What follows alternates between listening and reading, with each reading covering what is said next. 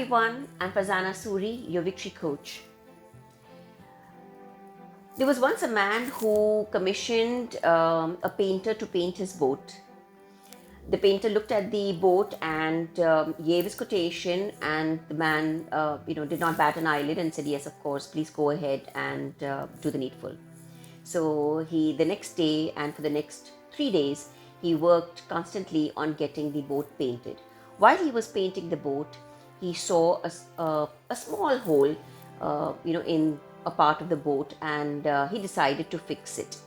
And he finished his job and took his payment and went away.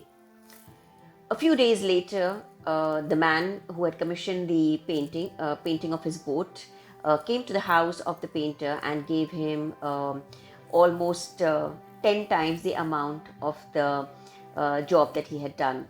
And he was perplexed. He said, "But you already paid me. Why are you paying me again? And this is a huge amount." And the man said, "You do not know what you have done."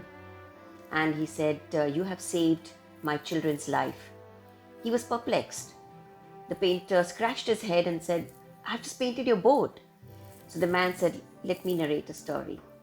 And he said, "After you painted my boat, after the boat had dried, a few days later, my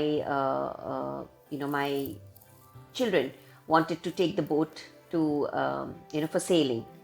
And I wasn't there at home. When I came home and I realized that they had taken the boat for sailing, I ran helter and skelter because I knew there was a hole in the boat, and I had not informed that even to you.